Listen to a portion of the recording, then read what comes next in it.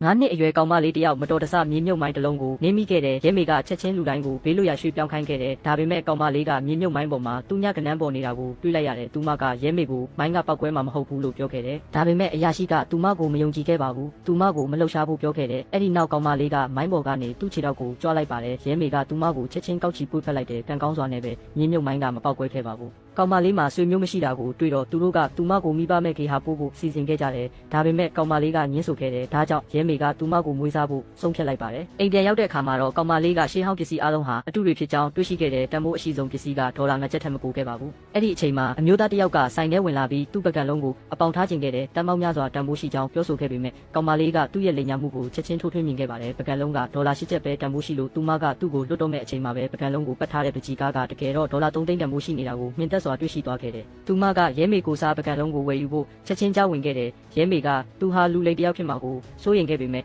ကောင်မလေးကရဲမေရဲ့ကိုပိုင်စုငွေတွေကိုဓာတ်ရိုက်ထုတ်ယူလိုက်ပါတယ်အမျိုးသားကပတ်စံကိုအလင်းမြန်အိတ်ကထဲထည့်လိုက်တယ်သူတို့ကလူတွေလို့ကျေနပ်စွာယူဆနေခဲ့တယ်ကောင်မလေးကရဲမေကိုရှေးဟောင်းပစ္စည်းထုဆိုင်တစ်ဆိုင်စီခေါ်သွားပြီးဆိုင်ရှင်ကိုပကြီးကားကဒေါ်လာ1 တန်းတန်ဖိုးရှိကြောင်းပြောခဲ့တယ်သူတို့ဘေးကအမျိုးသားကသူမကိုလူအလို့လှောင်ပြောင်ခဲ့ပြီးဆိုင်ရှင်ကတော့သူမရဲ့ပကြီးကားကိုယူဖို့ညှင်းဆိုခဲ့တယ်အဲ့ဒီအချိန်မှာပဲဥက္ကဋ္ဌတဦးကသူကောင်မလေးရဲ့ပကြီးကားကိုဝယ်ယူမယ်လို့ကြေညာခဲ့တယ်သူကဒေါ်လာ1 တန်းပါတဲ့သူ့ရဲ့ငွေကြေးကပ်ပြားကိုထုတ်ယူလိုက်တယ်လူတိုင်းမြင်သက်သွားခဲ့ကြတယ်ဒါပေမဲ့ဥက္ကဋ္ဌကရဲမေရဲ့ဆက်သွယ်ရန်အချက်လက်ကိုတောင်းဆိုခဲ့ပြီးပကြီးကားကလေလံပွဲမှာဈေးကောင်းမရခဲ့ရင်သူတို့နှစ်ယောက်လုံးကိုဖျက်ဆီးပစ်မယ်လို့ချိန်ချောက်ခဲ့ပါတယ်။နောက်တစ်နေ့မှာတော့ရဲမေစီကိုဖုန်းတစ်ခေါက်ဝင်လာခဲ့တဲ့ဥက္ကဋ္ဌကသူမကိုပကြီးကားကလေလံပွဲမှာဒေါ်လာ3 တန်းနဲ့ရောင်းချနိုင်ခဲ့ကြောင်းအကြောင်းကြားခဲ့ပါတယ်။အဲ့ဒီအချိန်မှာမှရဲမေကကောင်းမလေးမှာတဘာဝလွန်စွမ်းရင်တွေပိုင်ဆိုင်ထားကြောင်းယုံကြည်သွားခဲ့ပါတော့တယ်။